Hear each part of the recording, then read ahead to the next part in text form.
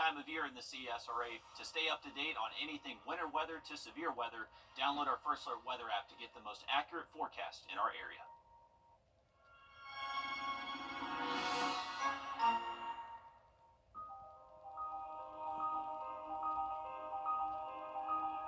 Parker's Kitchen is my new daily coffee stop. Gourmet beans are freshly ground for every cup. Get your own cup of great tasting, freshly brewed coffee at Parker's Kitchen. Live from Augusta, we're watching News 1226 this morning.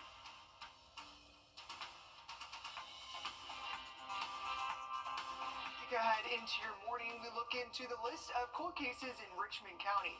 See how lean is continuing to affect farmers, and this week was the 11th anniversary of the 2014 ice storm. All that and more in just a moment, but first we're going to take a live look at Wheeler Road this morning. Still kind of dark out there, but I promise that's what we're looking at this morning. But good morning, I'm Wrdw.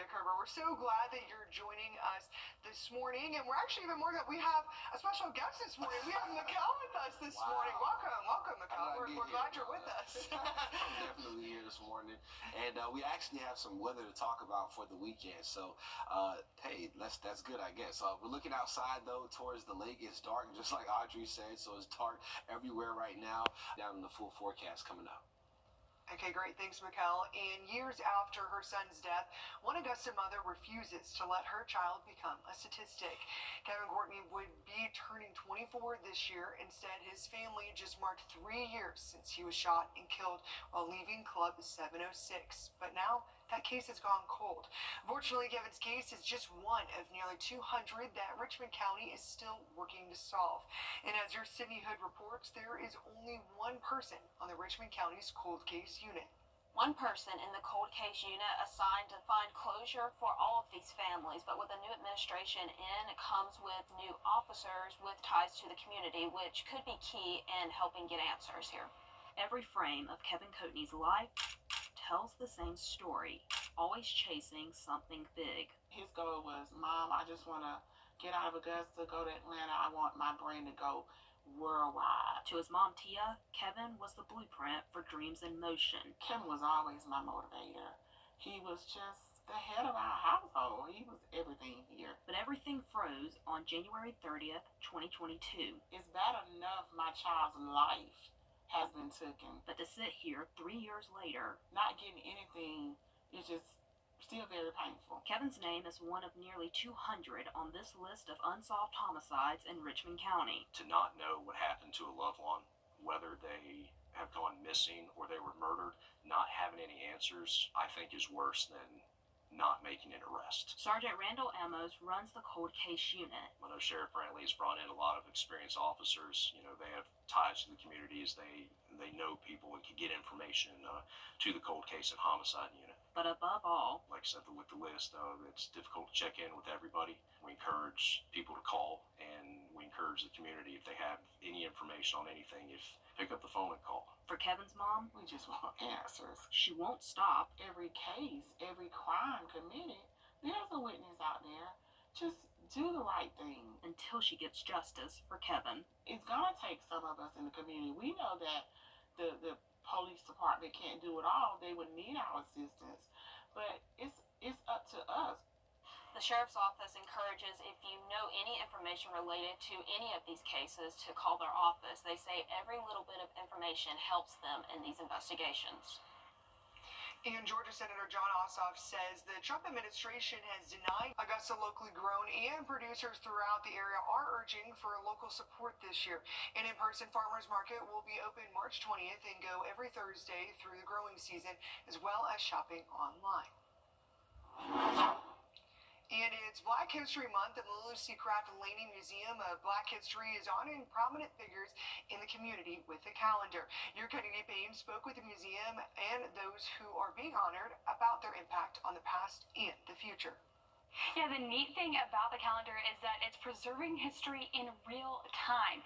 Corey Rogers is the executive director for the Lucy Craft Laney Museum of Black History, and he says history is happening right in front of us, which is why they're highlighting leaders of all ages. honoring previous leaders. So when you walk through the Laney Museum, you will see Dr. T.W. Josie, you will see the Reverend C.T. Walker or Ursula Collins. And paving the way for future ones. I also like the feeling that like they chose me, like they can see something in me, like potential wise, and they think this signature stuff is going to mean something one day, which I think it will too. Learning from those who have already left their mark on our community, like Dr. Cheryl Evans-Jones, the recently retired Payne College president. The fact that they selected me, I think it's also a tribute and a nod to Payne College, which is the CSRA's only HBCU, and it's been around for 143 years. Our community is full of important history, both old. I usually start a lot of my tours and a lot of my talks with one of the oldest African American churches in the country, and that's Springfield Baptist Church. And new. I think that oftentimes people have this perception of history as something that happened a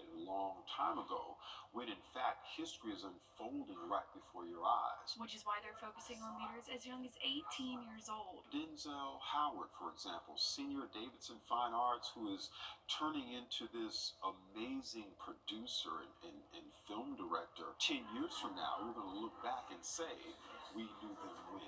Something Howard says is an honor. I'm glad they picked me out of all of the people they could have picked in the area. I mean, I'm learning a lot, talking to all these different people. Just seeing my name even next to theirs just feels really good. And if you would like to support the museum or learn more about the history in our community, you can buy a calendar for only $20, and we'll have that information about how to get one on our website at wrdw.com. And Augusta is bringing back the Drive for Show Wrdw in April. The plan is to be at the Lady A Pavilion on the 8th. The community can get tickets now. Now, discounted general admission tickets are $30 each until the lineup is announced. As soon as the artists are made public, they go up to $40. Kids 5 and under get in for free with an adult who has a ticket. All the proceeds benefit First Tee of Augusta. You can get your tickets on rockfordno.com. On April 8th, tickets will be available online and at the box office. Those will be $50 each. And the major rager set for April 12th at the Augusta Common has been canceled for this year. Officials say it's due to unforeseen issues and tickets will be refunded. They say they'll return again in 2026. Well, thank you for that, Audrey. We are taking a look at severe chances for tomorrow. Some storms likely before midday tomorrow morning. So stick around to hear more about an impactful start to your Sunday coming up. This President's Day, get ready. And this week marks 11 years since the ice storm of 2014. Power outages, slick roads, and of course, lots of ice. Chief Meteorologist Riley Hale takes a look back. The ice storm 11 years ago brought significant impacts to the CSRA. Between February 11th and 13th, the region would be impacted by 2 winter storms bringing crippling freezing rain and several inches of snow. On Tuesday the 11th, a weak upper-level disturbance in coastal low created an initial rain event that transitioned to a snow and sleet event for portions of North Georgia and the Carolinas. The more devastating storm would happen Wednesday, with temperatures hovering near freezing all day and night as a deep upper-level trough aided in developing another coastal low rapidly. With the wedge in place near the surface, temperatures stayed near freezing throughout the day Wednesday. Ice storms are the worst of all winter precipitation. Ice on power lines and trees can increase their weight up to 30 times, which is why we saw such destructive tree damage and widespread power outages. Most of the CSRA was without power for several days, but some had to wait nearly 2 weeks. Freezing rain also makes roads extremely dangerous, especially with our hilly terrain here on the fall line. Once the temperature profile of the atmosphere went entirely below freezing Wednesday evening and night, snow began to fall and produced over an inch in Augusta, but 2 to 4 inches fell across the northern CSRA. How about this? Light snow falling, wintry mix. We just can't get it out of here, can we? 6:14 on the clock. This is right outside of our studios here along Georgia Avenue. And there it is. There's that little batch of moisture that's working off to the north. The system eventually cleared out Thursday morning on the 13th, leaving behind one of the worst disasters our area has seen prior to Helene. And while Valentine's Day was yesterday, you can still find your match with a furry friend today. Friends of the Animal Shelter is holding a speed dating event to help you get matched with the pet for you. They'll provide a matchmaking quiz before giving you 3 potential matches. But we'll find them somebody that works for them, that will, that doesn't need to be returned or come back. We really want this to be the right fit for the dogs, cats, and the adopters. The speed dating event runs from 11 a.m. to 1 p.m. today with reduced prices as well. Officials say this is meant to help ease the overcrowding after the Aiken County Animal Shelter took in 270 animals last month alone. And a Georgia lawmaker wants to add the 10 Commandments at every public school. Laws like this have been tested in court for them to be placed on state and local government property. A similar law in Louisiana is being litigated and could arrive at the Supreme Court this year. Senator Emeroy Donahue, who sponsors the bill, is not worried about First Amendment or separation of church and state issues. But other lawmakers say they do not see a need to fight over this when there's so much education policy to address. As a Catholic, I'm someone who believes in the Ten Commandments and know them, but it's not something that I want our schools and districts to be focused on. I want our school districts to be focused on educating our children. People make up a church, so they have the right to meddle in government. We just need help. Our school systems are falling apart with young people bringing guns to schools, shootings. Schools would be required to pay for these materials. They cost about $60,000 for each school, and Donahue says parents, teachers, principals, and businesses can pay for them. Well, we're looking at some rain chances for this weekend and a very active start to your Sunday. Some windy conditions that could last throughout your Sunday as well. We'll look at that one more time coming up. Prices are rolled back in the... Thanks, Mikkel. And a Greenbrier High Schooler exposed to fentanyl in the classroom. District leaders say the student reportedly brought a rolled-up dollar bill that they found on the ground. When it was unrolled, a white powdery substance fell out. Now, authorities confirmed testing came back positive for fentanyl. Thankfully, no reactions were reported from this exposure. As the investigation into how this drug came into the student's possession continues, parents and students alike are unsettled. You never know when you could potentially be exposed. I immediately panicked. Fentanyl exposure in a Greenbrier High School classroom. Everyone went into the response. And then once we identified what actually had taken place, we had been communicating with our emergency response outside of the school as well, because they're professionals that are trained to do this daily. And although we were prepared internally, we also like that outside source. Parents of students in that classroom got a phone call from the school principal. Janae was one of those parents to get that call. It's terrifying as a parent because you're already terrified about trying to protect your children at school, at work, driving, at home, or anything else, much less picking up a dollar from a gas station just so they can get a drink in between classes. The school sent out a letter explaining what happened. Students were given medical attention and the class was moved to a different location and cleaned. But the school district tells us their schools have Narcan if needed. Depress that plunger right there, and that would squirt the naloxone into their nasal. But luckily, they didn't need it this time. That was an eye-opener for him of how easy he could have been exposed to it. And it could have been a bigger problem, or he could have potentially, ended up in a hospital, and he had nothing to do with it. Thankful her son and nobody else was hurt. And it's scary, because all you want to do is protect your babies 24/7. She did also say she was pleased with how the school handled the situation, and the school district says students returned to that classroom again. And this case is a good example of how fentanyl exposure can happen anywhere, even to people not taking drugs. Nonprofits like Georgia Overdose Prevention say the best way you can stay prepared is to have access to Narcan. It's a life-saving, over-the-counter medication that can temporarily reverse deadly effects of an overdose. Oh, it's everywhere. I mean, the problem is everywhere, and that's the saddest part, is because it's not just drug addicts that are affected by it. People get a hold of stuff, or parents of small children might have stuff and kids ingest it, and then they don't think about, this could affect other people. And you can buy Narcan at most pharmacies without a prescription, and you can even get it on Amazon. You can also request the medication for free from the Georgia Overdose Prevention, and the nonprofit says it can't overstate how much of a difference this life-saving medication can make. We have more information on our website, wrdw.com. And this week, one of the largest cooler for next week. We're in the 50s Monday and then back towards the 40s by next Thursday. Thanks, Mikkel. And love is in the air, and the ink is just beginning to dry for a series of newlyweds who tied the knot this Valentine's Day.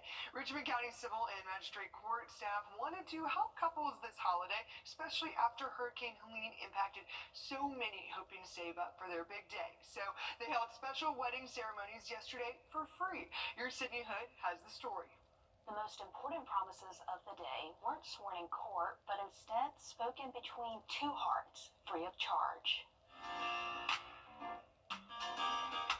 Dear and beloved, we are gathered here today to celebrate one of life's greatest moments. Everlasting love comes with patience. We've been together a long time, about 20-something years. Kindness.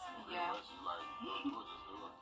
it all makes sense. And commitment. We wanted to get enrolled in the military system as quickly as possible. That would allow us to get stationed together in the future. And to do that, you need to be married. They come in as two and leave as one.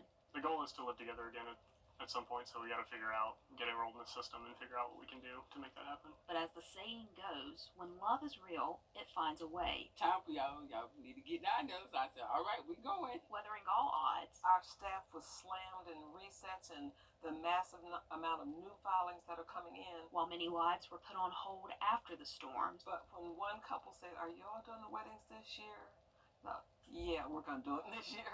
Judge Sims Brown helps couples start their lives. Because the community has seen it. They're starting to embrace it. And so we want to, that's one of the greatest services we can give. And no better day to bond those in love. I do pronounce than on the most romantic day that you are a husband and wife of the year. In the future of life. In Augusta, Sydney Hood on your side.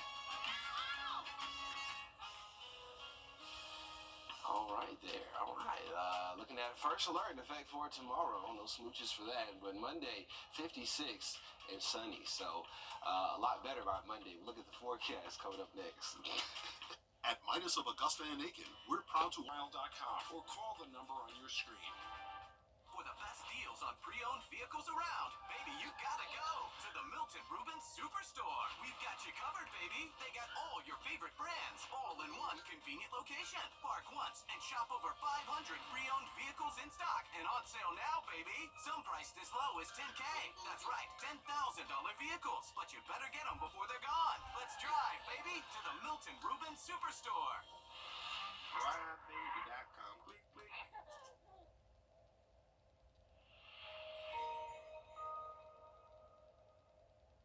The First Alert Team, the best in Georgia. When you visit or work with Parker's Kitchen, your support makes a difference. You've helped us rank as best workplace in America. None of this happens without you. Thank you. Live from Augusta with the First Alert Weather Update. Well, we're taking a live look at Calhoun Expressway this morning. Good morning. I'm Audrey Dick Herbert. We're so glad that you're joining us this morning, and we're actually going to go ahead and head on over to weather this morning. Chris, seems like there's going to be some storms in the area today. Yeah, we do have a line of severe. This year, don't settle for less than a Honda. Visit your Augusta Aiken Honda dealer. First Alert Weather, where accuracy matters, from keeping you alert during severe weather to helping you prepare throughout the day. We're so confident in our accuracy, we're willing to bet on it. Introducing the 3-degree guarantee. Each weekday that our forecast high is within 3 degrees of the actual high, a local charity gets money in their bank. No other Augusta station is on your side the way we are, keeping you ready for anything and putting our accuracy to work. The First Alert Weather 3-degree guarantee, sponsored by Tough Doctor. The Rooms to Go President's Day Match. Let's go ahead and take a look at our forecast for today. We'll go ahead and skip to the 7-day. Sunny skies for tomorrow, less windy, but definitely a cold day. 56 the high tomorrow, 26 the high temperature by tomorrow night. We'll have another wet day on Wednesday and then staying dry but kind of chilly for the rest of the work week into next weekend. But again, severe thunderstorm warning for basically the western half of the viewing area. It does include western Columbia County through 7 o'clock. More warnings are very very likely over the coming minutes and couple of hours ahead. So be sure to stay tuned for the very latest. Thanks, Chris. And the issue of abortion is back before the South Carolina Supreme Court for the third time in 3 years. This week, justices heard arguments and a challenge brought by Planned Parenthood concerning the enforcement of South Carolina's fetal heartbeat law. State House reporter Mary Green was in court for that hearing. The last two abortion cases before South Carolina's Supreme Court challenged whether the state's abortion law was constitutional. The question before justices on Wednesday was different.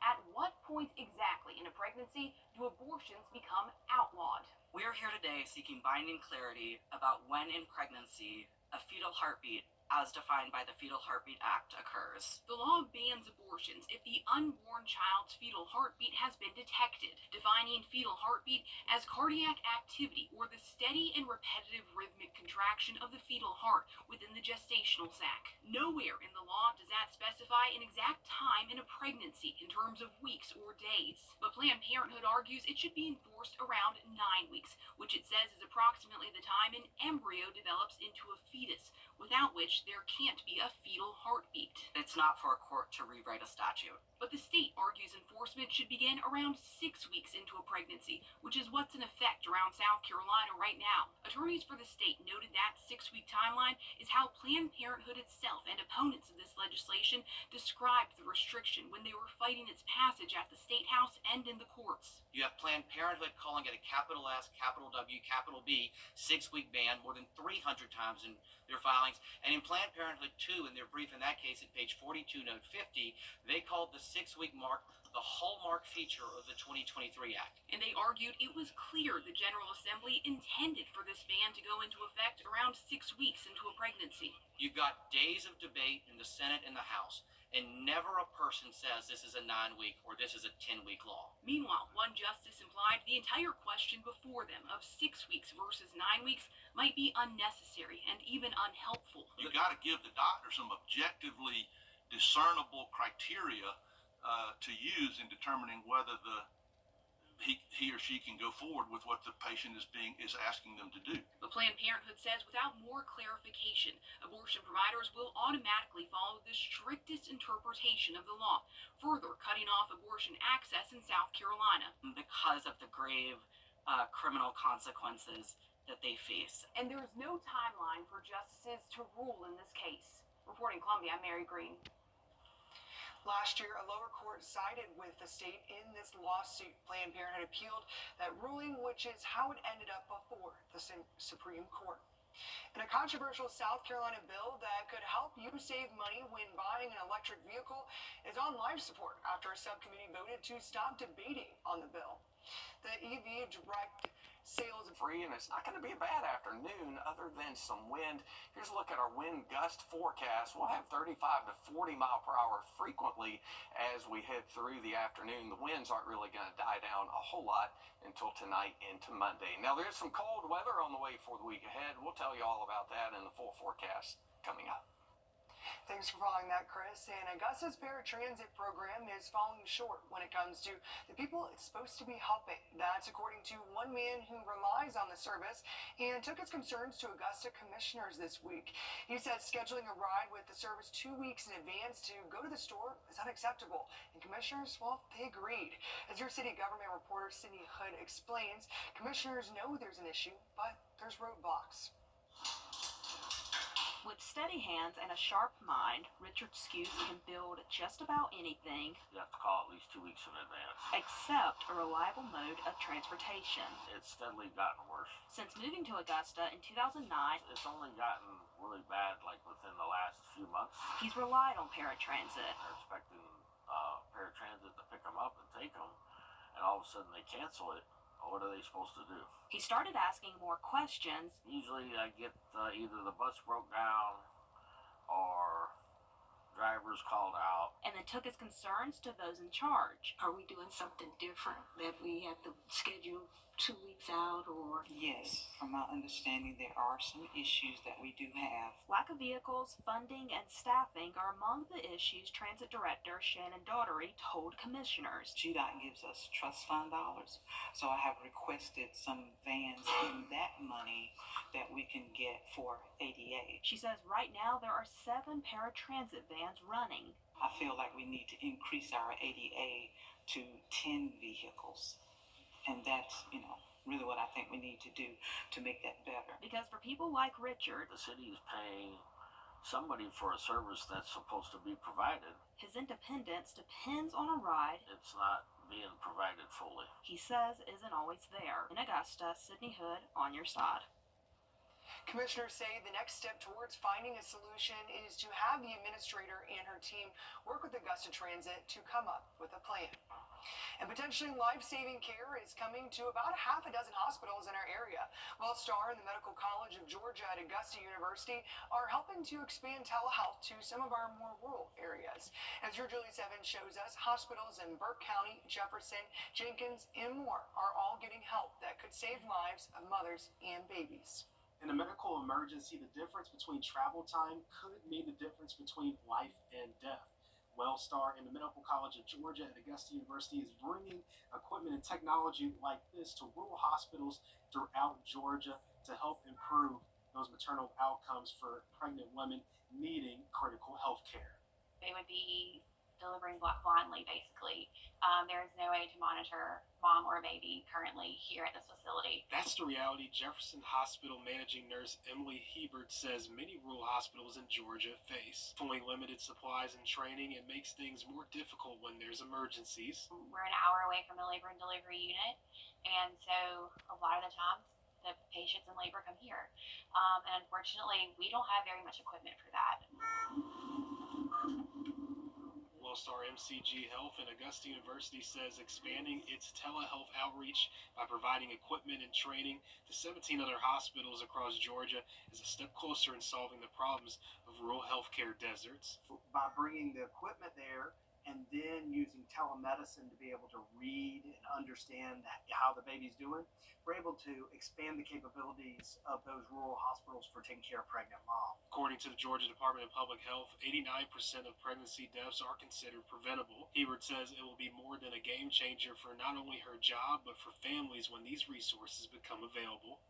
Equipment and training will roll out within the next couple of weeks, where they hope that this will be a start in improving maternal outcomes throughout the state.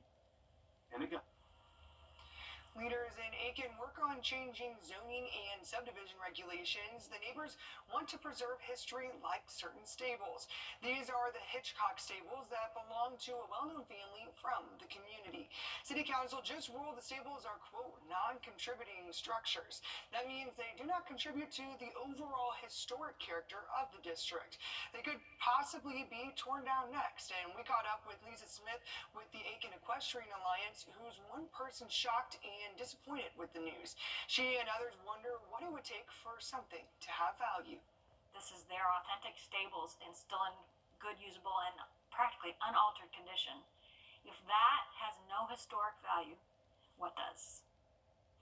Some people in the community say the stables are on private property, so the city shouldn't tell the owners what to do with their land. Others believe the structures are just not salvageable.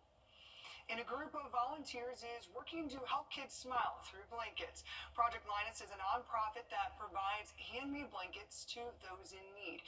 With the organization made up of volunteers, they get together monthly to make quilts or blankets. Everything they create goes to other area nonprofits, hospitals, Toys for Tots, and the American Red Cross. Ever since Hurricane Helene hit the area, they say they've seen an increase in requests. Last month, they gave out more than 1,000 blankets. It's just a great, wonderful feeling to know that you've put your love and your hugs and all your efforts into it, and that somebody's going to get it that will appreciate it. And we have stories that children have kept these blankets or quilts with them forever. And this is where you come in. Project Linus encourages anyone who can tie a knot, knit, crochet, or sew to come to their blanket day, which is actually today. It's at the Gerald Jones Learning Center from 9 to 1. You haven't heard by now, Region J. The CSRA is where we were born, where we live, where we work, where we're raising our families. It's our home.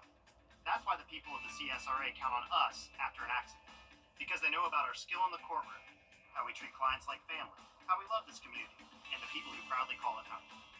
We're just a call or click away. Injured?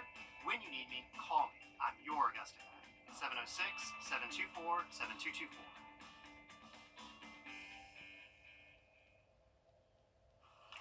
Welcome back. Well, I know typically this is a morning that you might be wanting to go to church or you're going to be traveling because it's a weekend, but Chris has been following some storms for us this morning. So, Chris, what do you know so far? People are wanting to leave their house this morning. Well, if your church service does not start until 9 or 10 or maybe even 11 o'clock, this weather's going to be through the majority of the area by 9 o'clock. It is moving very, very quickly. But in the short term, we do have some pretty rough weather out there. Let's take a look at where this early on. We'll call 62 the high today in Aiken. Here's a quick look at your 7-day forecast. Definitely turning colder after today. 56 the high temperature on Monday. Mid-20s for a low temperature on Monday night. Thanks for following that, Chris. And Georgia lawmakers are making strides this week in the push to protect your rights to in vitro fertilization. It's the assisted reproductive procedure used by parents who struggle to conceive naturally. Your Georgia State House reporter, Abby Source, has more. People putting the pressure on state lawmakers. The bill actually mentions constituents calling them, asking them about the status of the procedure. Republican House Speaker John Burns says he wants to clear up any uncertainty. It's a priority of his to make sure in vitro fertilization is protected here in Georgia. We've always wanted a family, and I always wanted a big family. State Representative Lehman Franklin and his wife Laura tried for a family for 10 years. Adoption, 4 rounds of hormone therapy, 3 rounds of IVF, and finally, just when they were about to give up, a baby girl due in June. My personal belief is that I'm a big advocate for the family, and the family unit is worth protecting, is worth championing for. He's carrying a bill with very straightforward language. Individuals have the right to obtain in vitro fertilization. I think that's what's critical about this, and just giving us that opportunity for folks, excellent parents like Lori and Lehman are going to be. House Speaker John Burns says Georgia needs to get ahead by getting the bill passed. Last year, the Alabama Supreme Court ruled that stored embryos are afforded the same legal protections as children. The ruling sparked outrage across the country and confusion for families on the roller coaster ride that is IVF. Georgians need certainty to know that that level of terror will not be inflicted upon them. Democrat State Senator Elena Parent tried to get her own bill passed last year. Her bill centered around defining a human embryo, which brought out opposition from pro-life groups across the state. I think it's not a gleam, but a bright light of hope to ensure here in Georgia that folks have access to IVF in our state. It's so critical to beginning a family. When we spoke with Franklin, he was still gathering signatures. Today he dropped the bill, and you can see how many signatures are on this page. People even writing sideways just to have their name as a sponsor on the bill. He says as he spoke with Democrats and Republicans, he didn't need a person who did not support the bill. In Atlanta, I'm Abby Source. And we are tracking a line of severe thunderstorms headed right through the heart of the CSRA. This will head into the Augusta area here in the next few minutes. We'll track the storms on radar and have another check on your forecast when we come back. In the CSRA, there are a few winter essentials, and one you can't go without. The 1226 First Alert Weather App, the earliest alerts, customized for you, and video forecasts from local experts. Lake wind advisory's in effect, and it's a really cold afternoon. It's the must-have accessory to get you ready for the elements. Download the free 1226 First Alert Weather App, your essential winter survival tool. I'm Eamon Hopkins. I've been